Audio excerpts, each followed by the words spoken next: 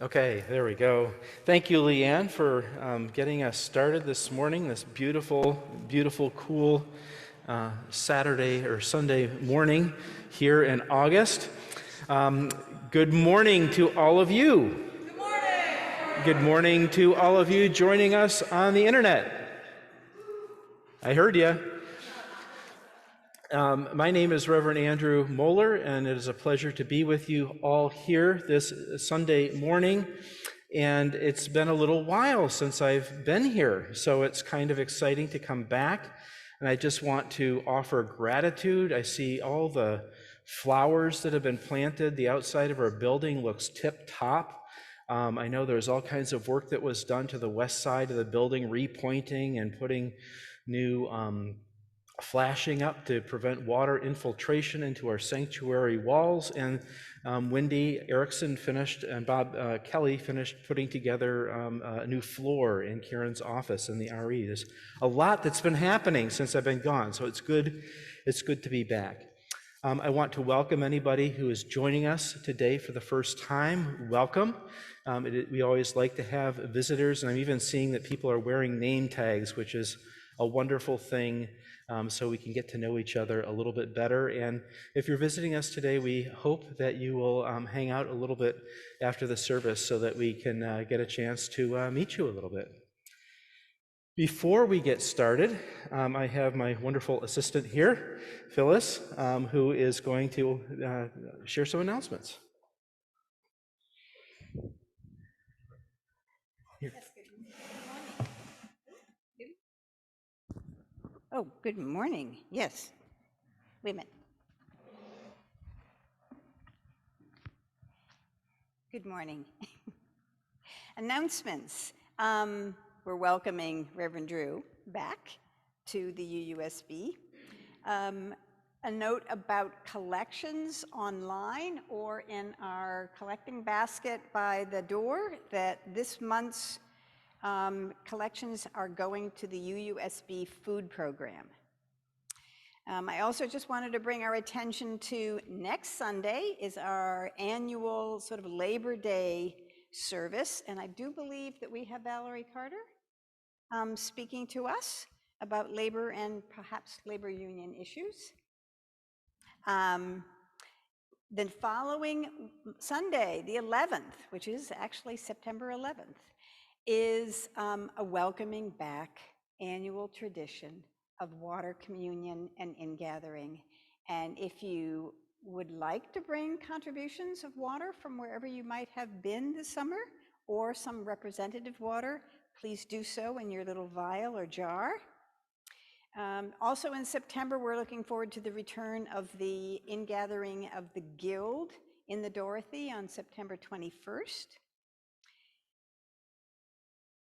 And we will be also looking forward to the return of our music director next month. So all good things starting.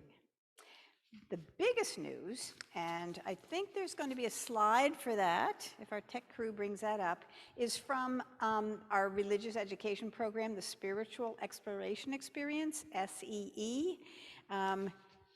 Karen has put up this great slide that says, "We want you." The spiritual education program is really looking and needing teachers. So if you've done it before and you would love to do it again, then please get in touch with Karen Childs. If you've never done it, it's an amazing opportunity to learn about our kids and the curriculums they have for this next church education year are truly amazing. So please consider that, those of you either here or online with us. Karen wants you, and our children need you. And I think that's it.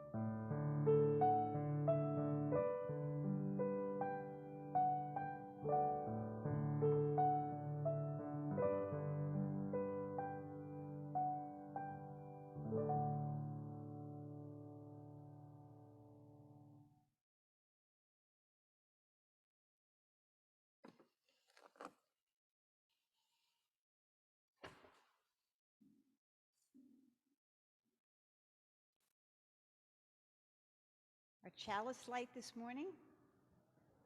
Our chalice lighting, is that better? Our chalice lighting this morning. And Marcia Jordan is going to be lighting our chalice. We seek our place in the world and the answers to our heart's deep questions. As we seek, may our hearts be open to unexpected answers.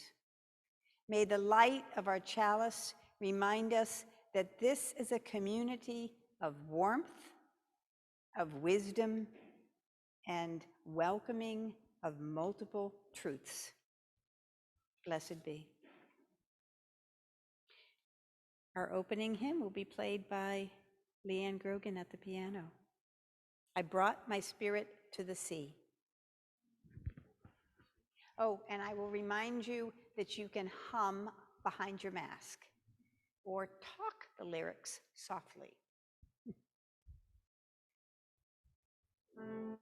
I brought my spirit to the sea. I stood upon the shore. I gazed upon infinity. I heard the waters roar. And then there came a sense of peace. Some whisper calmed my soul. Some ancient ministry of stars has made my spirit whole. I brought my spirit to the trees that loomed against the sky. I touched each wandering, careless breeze to know if God was nigh. And then I felt an inner flame that fiercely burned my tears. Upright I rose from bended knee to meet the asking years.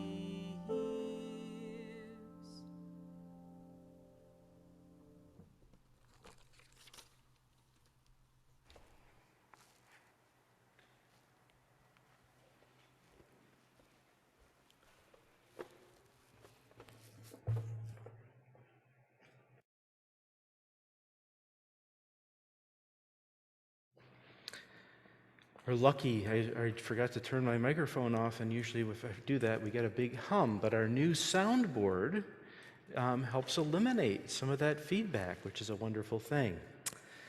So today we're going to do something just a little bit different. First I'm going to tell a story, and then we're going to try something that is a little more interactive. So many years ago, I was at a workshop in leadership school, and it had been a very long day, and we were kind of informationed out, if you know what I mean. And our teacher decided to do an exercise with us that was something completely different and fun. So, who here wants to have some fun? There, I was worried there for a second. So this is going to require some participation from two strong members of our congregation, and I have two volunteers here, Christina Diebold and Sue Owen, who are both heavy lifters. We're going to invite you to come forward. Let's give them a round of applause.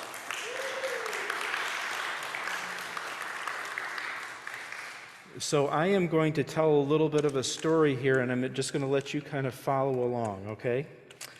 So at this leadership school, the teacher set up a table and had two people come and sit down. The teacher said, okay, we are going to test the two of yours strength. And then she gave some other instructions. To the first volunteer, who in this case is going to be Sue, the instructions are, we're going to do an arm wrestle. And I want you to pin Christine's hand down on the table as many times as you can in 20 seconds. You got that? Okay. Now, Christine, I think you're a little stronger than Sue. But so I'm going to give you the same task. I want you to pin her hand down as many times as you possibly can in 20 seconds. All right? And then the teacher said, on your mark, get set, go. So are my volunteers, you following me here? Okay, so let's get yourself set up for an arm wrestle here. And I'm going to need people to help count for me, okay? So, you ready? On your mark, get set, go. 20, 19, 18, 17, 16, 15, 14, 13, 12, 11, 10, 9, 8, 7, 6, 5, 4, 3, 2, 1. Ah, whew. Wow, wow. So let's ask Sue, how many times did you pin Christine's hand down? I couldn't do it once. You couldn't do it once. Christine, what about you? No, I just went back and forth. Huh. So who here was successful? We both were. Ah. So the question I'm going to ask everybody else here is, let's think about this for a moment. Could there have been a different outcome?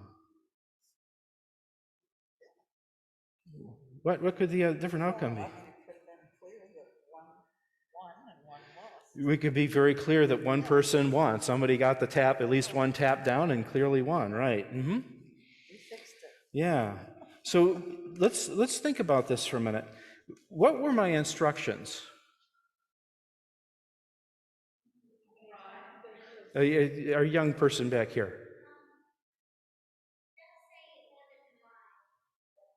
What'd you say? She said it was a tie. It was a tie. Yep, it was a tie. I think that's a good way to describe that.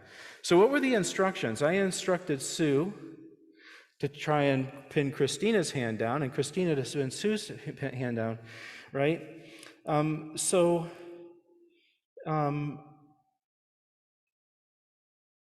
Did I tell them that they couldn't collaborate? You asked them both to try, and they both did. What? You asked them both to try. I asked them both to try, and they both did. Right, but what they did was they struggled with each other, right? They put a lot of energy in there. I mean, Sue was right. She had it going there for a minute, right? But they could have, perhaps, if they kind of winked at each other and collaborated, they could have just slapped their hands back and forth without resisting at all, right? And they could have racked up quite a few points, right? Right? Today, I'm talking a little bit about perception and perspective, okay? So in this exercise, what I did is I created what? A perception, right? A perception of what? Between the two of them. Competition, right? I set things, I didn't tell them that they couldn't collaborate, but I set things up. Whenever we sit down and we watch people arm wrestle and whatnot, it's usually a competition, right? So we had this idea, this assumption of how things should be. But now that we're taking some time to reflect on what just happened, and we have a little bit of space of time and a little different perspective, we realize that there could have been a couple different outcomes, right? One person could have won, or they could have collaborated, or they could have just looked at me and said, Drew, I'm not doing this. Right? I mean, there's a lot of things that could have happened. That is our time for all ages. And I want to thank Sue and Christina for doing a great job in demonstrating. And I forgot that I was one of the other instructions I was going to do is offer you a reward for your efforts, and so you each get a little snack for later on. Thank you. That might have made a difference. Yeah, I don't know. One of them might really like Cheetos, so We'll see. Okay, so that ends our time for all ages. And we'll now move into our time for joys and sorrows. If you have a joy or a sorrow that you wish to share with our beloved community, now's the time to come forward, form a line behind here. If you are online, you can type your joy or sorrow into the chat box, and Phyllis will read that joy or sorrow for you. As people are coming forward, I want to start off our time of joy and sorrow with one that is kind of a little bit of both. Oh, you get off Christina's way or Marcia's way. That is, I would like to call Ben Goff out of the tech booth back there. We need you to come forward for a second.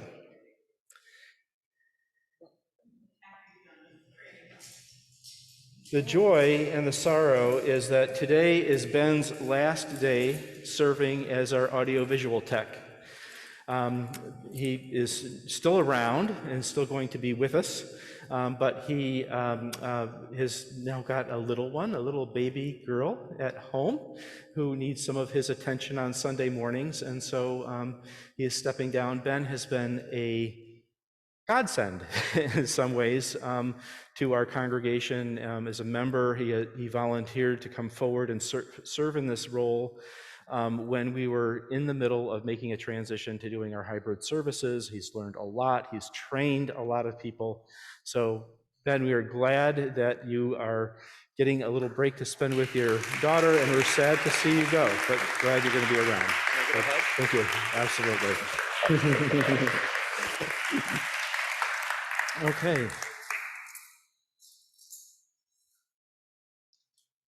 So finally, I will light one last candle for all the joys and sorrows that remain ever present deep within our hearts and those that are there just below the surface waiting to be named. May they find connection. May they find a space where they can be expressed, and may they find a nonviolent release. Dear friends, please join with me as we reflect and offer some words of meditation and prayer.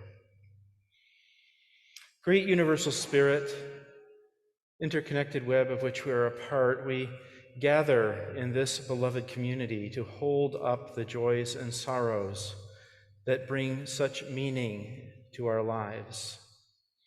Today we hold the memories of loved ones who have passed. We hold people in our midst who are struggling with ailments, including cancer and COVID and other maladies. May they find the strength to continue doing what they need to do for healing. We celebrate the many anniversaries that are happening among us and retirements and the excitement of our young people going off to college for the first time and for starting in a new program as a freshman and going straight for that MBA.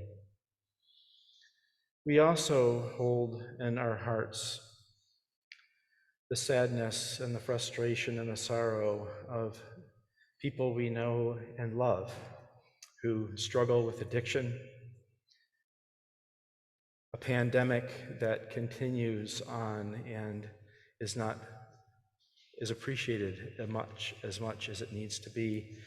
May the people that we know who are struggling find the support and connection and wisdom to be able to work with the energy that is there. Spirit, it is so dear and precious to be able to be here in a community and share deeply of what is going on in our lives. We know that each life tells an important story, that each life holds a deep and abiding truth.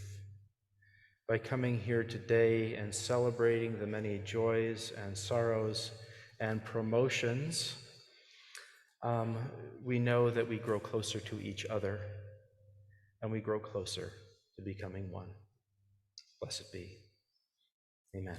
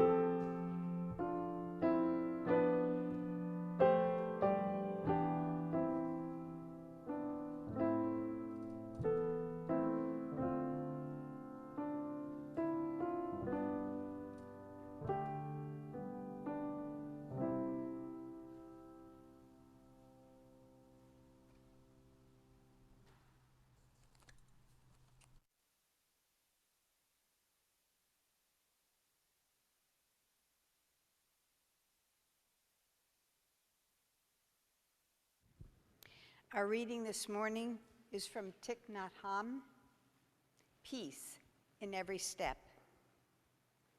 When you plant lettuce, if it does not grow well, you don't blame the lettuce. You look for reasons it is not doing well. It may need fertilizer, or more water, or less sun. You never blame the lettuce. Yet if you have problems with our friends or family, we blame the other person. But if we know how to take care of them, they will grow well, like the lettuce. Blaming has no positive effect at all, nor does trying to persuade using reason and argument. That is my experience. No blame, no reasoning, no argument, just understanding. If you understand, and you show that you understand, you can love, and the situation will change. Namaste.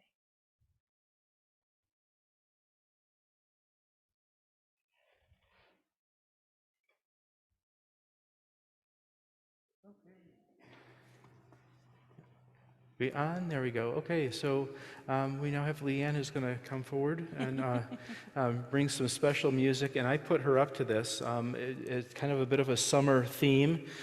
For those of you who are Jimmy Buffett fans, you will like this song. I finally got a chance to see him live for the first time here in Bangor last month. So, With my apologies to Jimmy Buffett.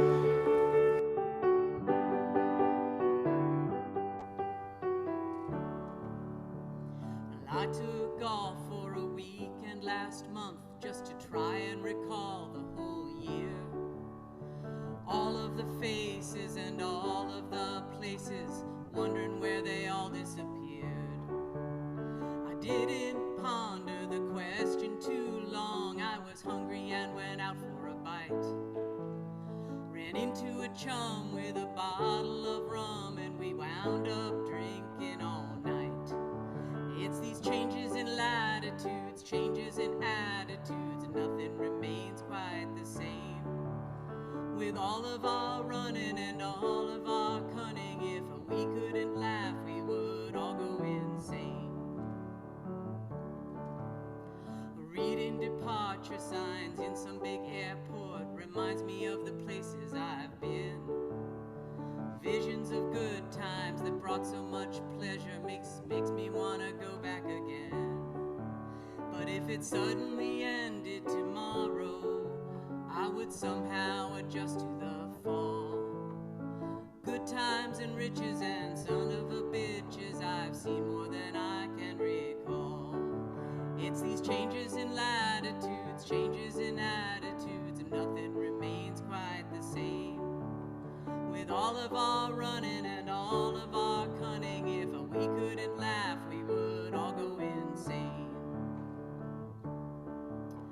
I think about Paris when I'm high on red wine. I wish I could jump on a plane.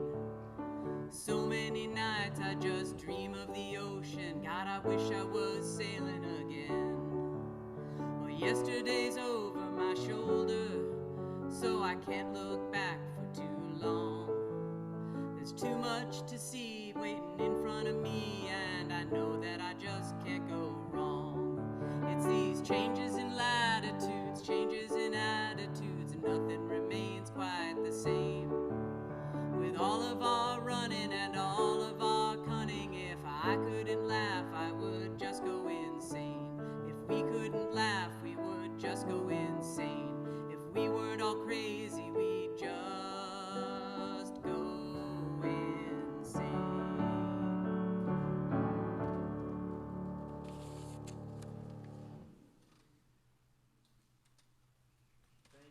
Thank you, Lee Ann.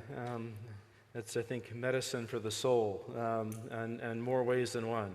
There's a lot that continues to go on in our world, and I think we need to remember to laugh so we don't take it too seriously or burn ourselves out. And I think that Jimmy Buffett would approve of your singing, maybe an honorary member of the Coral Reefer Band. In all of our lives, we have moments where we immediately react to a given situation based on our perception. Can you mute this? This is really annoying to me. Thank you. Let me start again. In all of our lives, we have moments where we immediately react to a given situation based on our perceptions. Perhaps it is a perception like our arm wrestling demonstration. Perhaps it is a knee-jerk reaction to someone else's behavior. Maybe it's a group dynamic or a set of circumstances that seem very unpleasant. And we wish that we had,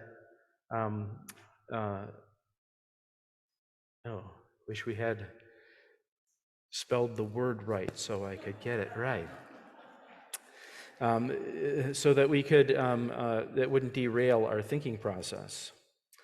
So for many of those unpleasant or negative or perceived experiences, we are wired first to react and to ask questions later.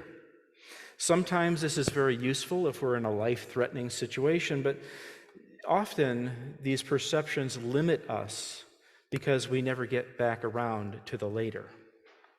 Instead, we push away unpleasant feelings, we leave them behind, and ignore the possibility that is present in the moment. Making instant, quick decisions based on negative perceptions is called aversion, and it is a significant cause of suffering. The opposite is also true. Pleasurable experiences seem to attract us. We want more of them. When we notice that we are losing something we desire, our human instinct is to cling to that source of pleasure, and even when it causes great harm to ourselves and to others. I've heard many stories of people in recovery who noticed the incredible ways that they were able to justify their damaging behavior. Just one more drink, I'll be fine.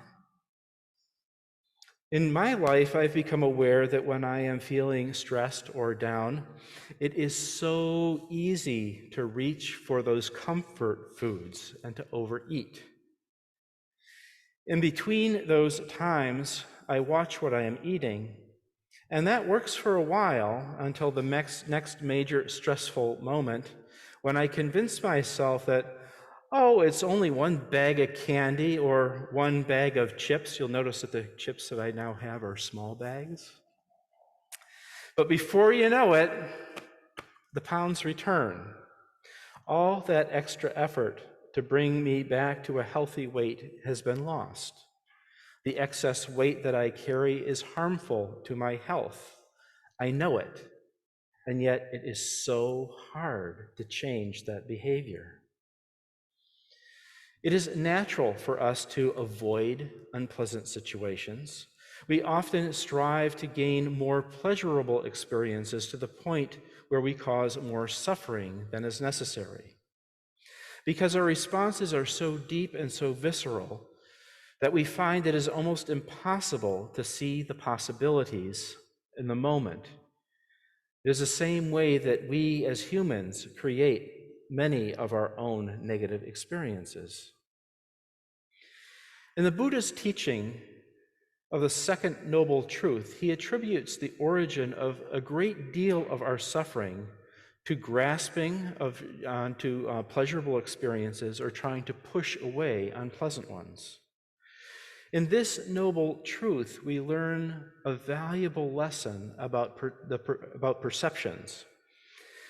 We use them to inform our interactions with each other in the world. Often, our perceptions lead us into unskillful decision-making processes. These unwise decisions often cloud our judgment and turn off our ability to remain present to the truth that is unfolding in the moment. This narrows our vision and distracts us from being able to discover or look for alternative possibilities.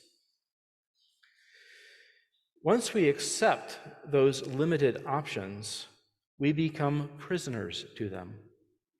The more we cling or push away things, the more substantial of the walls of our prison cell becomes. The antidote is to learn the skill of being able to question one's assumptions in the moment. It comes from developing the skills of self-awareness. We form these skills in many ways, but they all involve finding a way to gain perspective. The key to developing perspective is found in the present moment. Can we notice our perceptions forming? Can we stay open to the idea that there are other possibilities at work in the moment?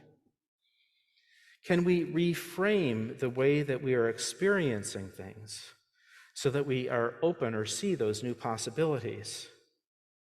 This is what Thich Nhat Hanh, I think, was referring to in our reading earlier when he said, if your lettuce or your moment does not grow well, you don't blame the lettuce.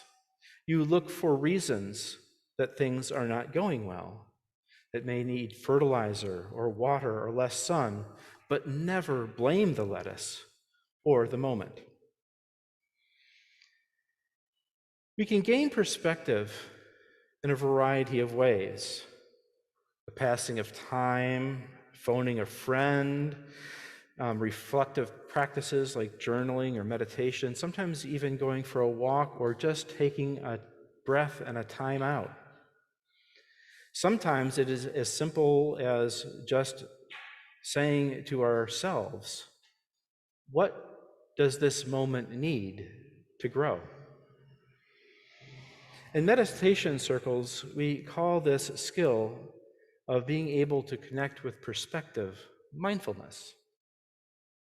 Like many other things in our culture, it's not something that you can just go and buy off the shelf or take a community course in or watch a YouTube video to be able to engage in these skills. It's something that requires a fair amount of practice and effort, lots of practice and lots of missed opportunities and lots of what we call Monday morning quarterbacking when a day or two later you go, oh, wow, now I get it. There was an opportunity there that I could have handled in a different way and had a different outcome. When we stay in the path of being aware of our perceptions and reflecting on ways to gain perspective, a funny thing happens. One moment might seem absolutely impossible, and then, on a rare occasion, we make a skillful action. And if we keep practicing and paying attention to perspective, then we make another one. I've yet to meet someone who can consistently live 100% of the time in the way of mindfulness. Though when I think of Thich Nhat Hanh, I think he may have come. Perhaps by the time I reach the age of his death, maybe I will have reached that level of mindfulness. I'm staying open to the possibility, right? In the end, perhaps the greatest situation that we will all face in our lives is our own death. I would say that the people who I have met who have been able to remain calm through their end-of-life process were able to engage these two concepts well. First, they engaged their perception. What are their preconceived notions of what does it mean to die? Where do we go? Will we be born? Will our bodies be transformed into a new life? Is there a spirit or a soul? What will happen to it when I'm not here? Or is that just the end and there's nothing? Then they're able to engage perspective. What are the most important things to do in the precious time that they have left? Make amends with family or friends? Complete any unfinished business? Take that one last trip list? Or spend as much time with loved ones and offer gratitude to the people that they care about? Perhaps they want to prepare themselves spiritually, or feel or work on developing a sense of mystery and awe of what that whole process is about. The possibilities are very individual and boundless. I have seen people tormented by their perceptions of eternal damnation, or a fear of uncertainty that comes out of a preconceived notion of what other things might happen to them when they die, or that they might just completely disappear and their lives may be irrelevant. I have also seen people dying who have been able to overcome their fears of death and find ease in reflecting on the good lives that they have led. I've seen people who are so sure of their perceptions about what happens to them when they die that they leave a wicked mess behind because they were unable to clearly see the harm that they had caused to others and the unresolved hurt that had been left behind. And then there are those who have been able to reconcile their perceptions and look at them with perspective and find in the process of their dying a magical and mystical experience that is filled much less with suffering and much more with wonder and awe. Perceptions and perspectives. Two concepts of our human condition that can work to bring together greater wisdom and more skillful action in our lives. Together, they have the power to greatly reduce our suffering and increase our joy through our path of life. May we find ways to engage in those practices that help us learn to use these concepts in complementary measure to reduce the suffering in our lives and for all beings. Blessed be. Amen.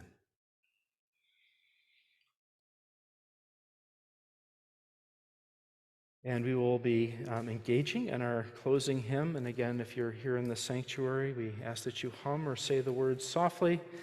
And if you're online, you are welcome to sing your hearts out.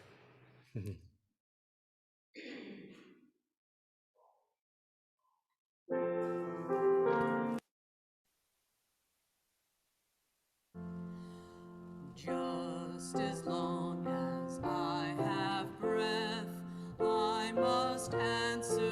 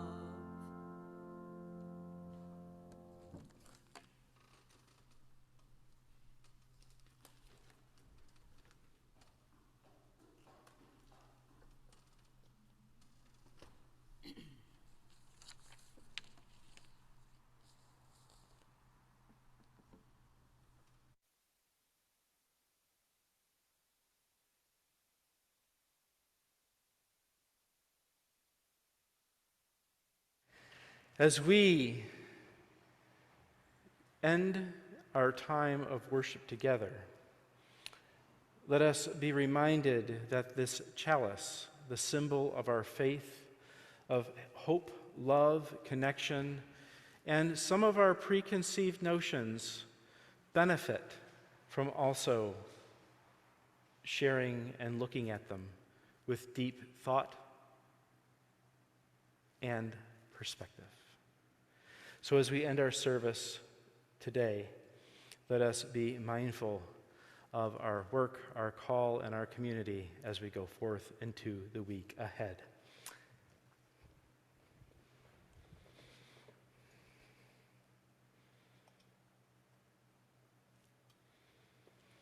I now invite you to rise in body or in spirit to join in singing our benediction.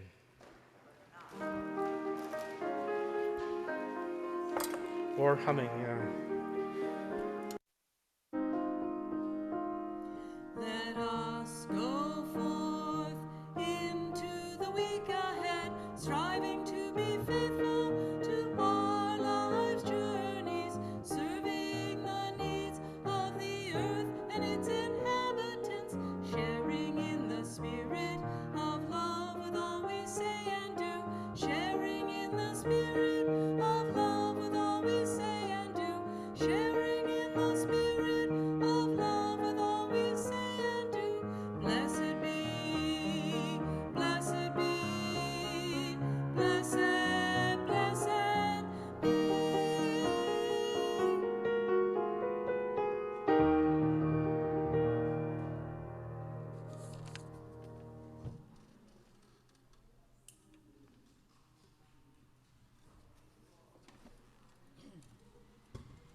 I forgot to prepare a post-it.